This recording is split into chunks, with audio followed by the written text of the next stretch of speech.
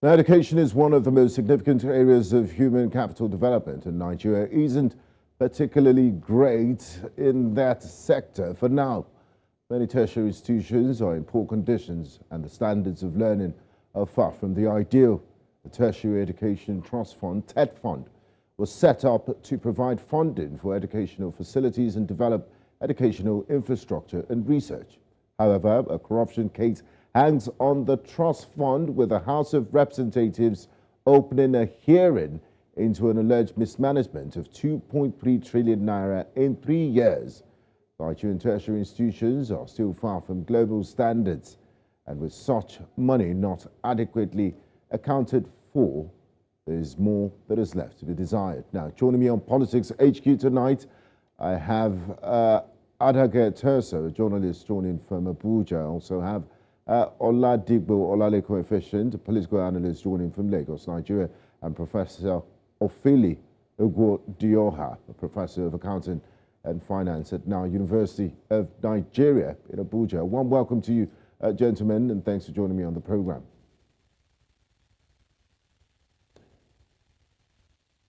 Now, Prof, I'll start with you. What are your thoughts on the establishment of an ad hoc committee to probe the alleged misuse of 2.3 trillion naira by TETFund?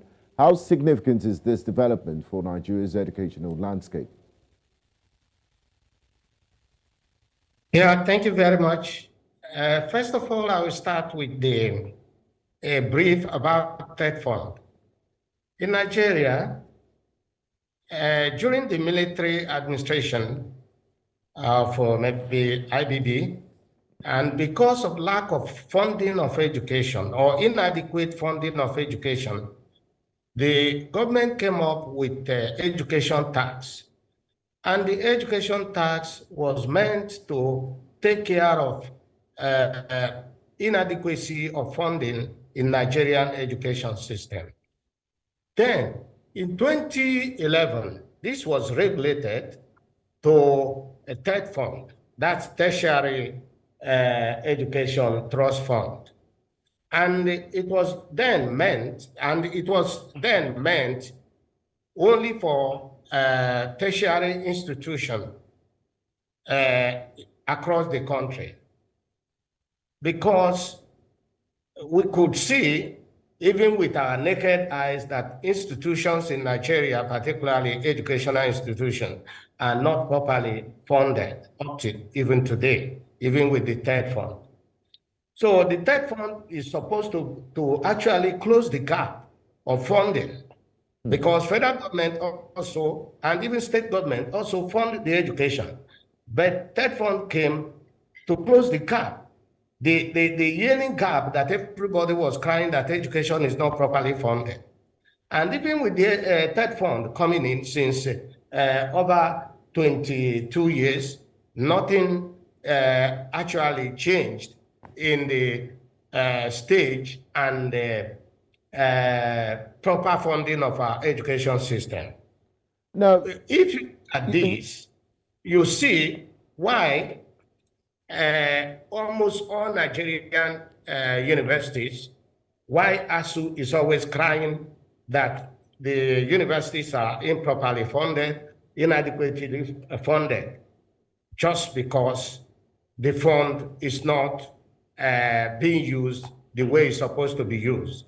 The TETFund money or funds are supposed to be used properly for one, infrastructure in the universities, research, and all other areas where funds are lacking. Now, Professor, if I may come in here, thank you very much for giving us that background to the functions of TETFund and also the historical background to it. And we see that, the people that started this initiative had noble intentions, to close the funding gap in universities. You've also mentioned that, TETFund in the last 22 years hasn't really done what it is meant to do because the money isn't going to where it should be going to. Now, the House of Representatives highlighted financial irregularities, contract award concerns, and project execution issues within TETFund. Could you elaborate on these concerns and their potential impact Yeah. on the Thank you very educational much. system and the running of TETFund? Thank you. Yeah, thank you very much. I was about coming into that because I just wanted to lay the ground ready for discussion. So now I have been observing the TETFund activities. Reason, because I was involved in one of the educational institutions in Nigeria. I was a member of the council, and I saw how TETFund funds go. One, the money, TETFund does not give university money. What they do is to sponsor projects of their own, which they want. In most cases, universities may require this and this and that. TETFund will choose, this is what we're going to do. So it's based on the needs assessment. But the problem is not even that they choose what they want to fund. The problem is that they also dictate the contractor who will do the job. And that is the fundamental problem. That is where the problem comes. Because even myself, when I was in the council, it was difficult for us to actually decide on the project because TETFund will always intervene. So this is where the problem comes. You are the administrator of the fund. You are supposed to disburse the fund to the institution, and they execute the project. But you are the one, in this case, you are not supposed to be involved in the project, either directly or indirectly. They are involved indirectly by appointing who will do the job. And that is where the problem comes. But does it matter who does the job as long as the job is done? I mean, a university might require, let's say, a laboratory. If TETFund provides a laboratory based on its needs assessment and appoints the contractor and is highly involved, the university's need at the end of the day is met. They have a new laboratory. Doesn't it work that way? Why do you seem to be against TETFund being involved in this project directly? No, please, can you come directly with this question so that I will be able to clear it? No, I said, why? Can you come again? Yes, I said, why is it a problem that TETFund is involved in the project? If a university, for example, requires a laboratory and the laboratory is provided at the end of the day, regardless of TETFund's direct influence on the contractor or whatever the case might be, is it not beneficial to the university that this laboratory has been provided? Let me tell you the way contract is being awarded in the country. Contract award start from the management to the board. You understand? There are small contracts that management can award. Magnitude of bigger project can go to the board, and board sanctions the award of such project. But I'm telling you that in most cases, the board do not have much to say in TETFund project. And that is the fundamental problem. And again, it's also the appointment of members of the board or members of the management of TETFund. It's from the taxation, that is the taxable profit, and or net profit, no, sorry, from the profit of all the limited liability companies. Because I heard some people saying public companies. It's not public companies. It's all companies, whether privately limited company or public limited companies. All of them are taxed 2.5% by now. Before it was 2%. But do you know the meaning of 2% of 1 or 2 billion? Some companies declare up to 5 billion in a year. Do you know what 2% of that means? If you bring all these things together and manage them well, no university or any higher institution in Nigeria will lack any fund. That is the truth. Now, Professor, let's talk about political. Maybe a governor or the political godfather will bring his own people and put it in TETFund, which is not supposed to be, because that is where the bleeding of Nigerian financial system is going. Imagine 2.3 trillion naira. I'm not sure that up to 75% of them are utilized for projects. Now that brings me to this 25 that leaked out. Imagine 25% of 2.3 trillion, what it means. And this is because everything here is political. They don't appoint technocrats. They don't appoint professionals. They appoint based on who brings this man, who will bring the other man. If you are the most qualified person in the whole world and you go and seek for project in TETFund, you will never get it unless you came from a politician. And this is the root of the problem that we have. I believe, Professor, the House of Representatives is trying to get to the roots of these problems by, constituting a committee to look into, to probe the alleged 2.3 trillion naira, which is a huge amount of money that has been misappropriated. Now, the alleged misappropriation of funds and financial irregularities can have detrimental effects on the quality of tertiary education in Nigeria. And we both agree on that. So, in your opinion, who are these people that are responsible for the misappropriation of these funds, and what are the specific consequences that Nigeria may face if these allegations are not addressed urgently and effectively? Yeah, I believe that federal government reform that is coming, that this area is a part of the reform. Reform. If this is not a part, they should now take it seriously. This will not end up in House of Representatives or even the Senate probing, because most of the probe by the National Assembly ends up somewhere and it doesn't go into prosecution. I believe that the thing to do now is to appoint a forensic accounting group to audit these firms. To audit TETFund. There's no single accounting body or accounting organization that will be able to do this. They should appoint different forensic accountants into different categories of the contract awarded and break them down in this way and get a result of where the problem lies. Because we are just saying it happened, because we know it happened.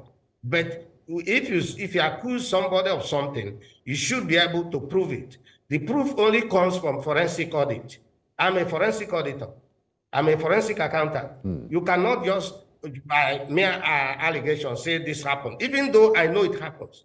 But I have to provide the proof to the organization, to the person who did the action, and to the person who sent me that this is the situation. Then it becomes clear to the offender and also to the organization. And that is why forensic is beyond ordinary auditing techniques. Okay. It's beyond ordinary financial audit. Now, Professor Ugwudioha, yes. You come out with proof of evidence that are tenderable even in the court.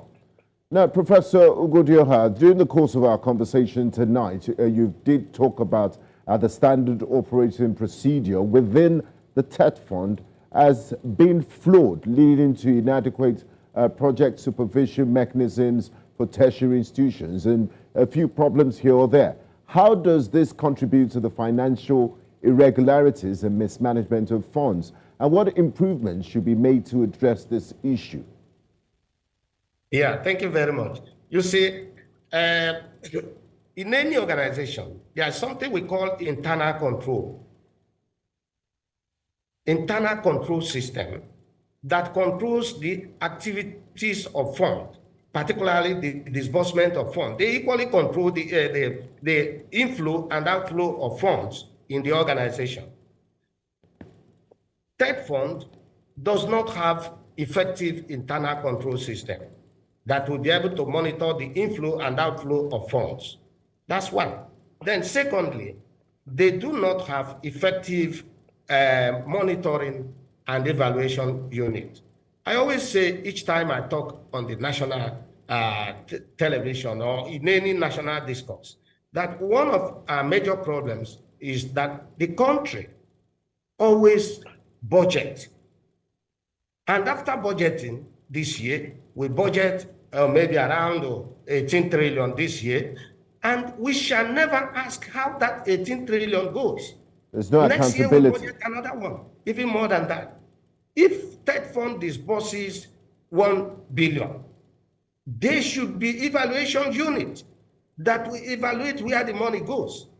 If you send money to Unilag, if you send money to Unibadan, you should be able to monitor how the money is spent through the project you are sponsoring. Even though you don't give more cash to the universities because you don't want it, you want to sponsor project. But also project is a very viable area where people loot because they inflate the contract. Sometimes they may not even do it, and they present certificates and you pay them. Because once a contractor presents certificate for a job done, what you are supposed to do is to send evaluation unit into the project to evaluate actually what they have done. After evaluating what they have done, maybe what they presented to you is not up to what they have done. You cut it down to what actually was done. Otherwise, you will be spending money and the nation will be bleeding in that direction. If they have internal control unit that controls activities of inflows and outflows of funds, and if they have project evaluation and monitoring unit, this thing will stop. But I'm telling you, in most government agencies, in most MDAs, I even went to some ministry, I see monitoring evaluation, but they never go anywhere. You bring certificate to them in the office, and that's that, they sign for you. Now, Professor, so the monitoring evaluation unit should be in the field, should visit field regularly and evaluate the job done. Otherwise, the nation will be bleeding through projects.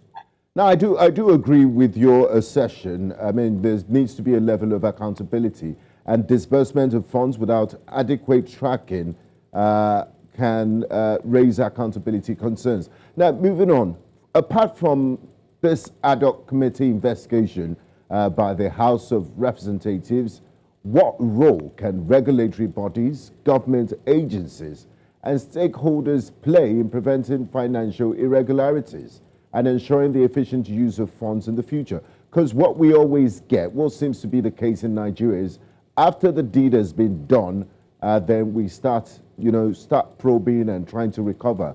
Are there no blueprints or preventive mechanisms that can make these things, that can prevent misappropriation of funds in the first place? No, the first thing that will prevent leakage of funds is effective financial management. That is where we start from. Effective financial management simply means you put those who are very much knowledgeable and experienced in management of finance. That's one. Number two, you put effective, because if you put somebody who knows about financial management, the person should know that the whole thing does not end up on his table. It's only the controller. There are people down the line who will do the other jobs. There are people in the project whom he also has to ascertain that these people, this money I'm paying, the job has been done. And that is done through what we call internal control. Internal control means money comes for payment, bill comes for payment. But I cannot allow this money to go until my internal control officer signs it, because I may not go to the site by myself. The internal control officer will be able to ascertain whether what is paying is actually what has been executed. And the same thing with purchases of materials. It's not only the job execution, project execution in the field. The same thing with materials being bought. Because sometimes material worth of 1 billion may be bought. You see an invoice of 1.5 billion. Inflated, and there was no proper check, no proper internal control system that we actually discover that this is not the amount, or this is not the quantity supply, or if it is the quantity supply, that it lacks the quality that is contained in our requisition order. So if internal control system is there, it will be able to block the leakages. If you are doing contract there, you know that whatever you supply there or whatever project you do there, if it is not up to standard, they will not accept it. And if they don't accept it, you will not be paid. That's one aspect. Then another aspect, like I said, is the project evaluation unit. Another one is the inventory control unit, because some of the things also leak through the inventory. You may buy something worth of 20 million, and in the end, pilfering and leakages will make it go out, because sometimes the TETFund also supply certain things to universities. If you now have an inventory of 200 million computers to supply to my university, and maybe the assumption is that you have supplied 200, and what is actually quoted and what is actually paid for is around 250. It all means that somebody added that 50. Exactly. And that can only come if the inventory control unit is there, working with the internal control unit of the organization. It is all made up of finance and financial management process. Professor, I wish we could go on, but we've fast run out of time on this conversation. But you see that those who are actually in charge of this process, some of them did not even study accounting. Some of them did Prof, not even study I'm sorry finance. we can't go on anymore. Thank you very much for your time, Professor Ofili Ugwudioha, Professor of Accounting and Finance and the Head of Department of Accounting at the Nile University of Nigeria in Abuja. Thank you very much for your time and contribution.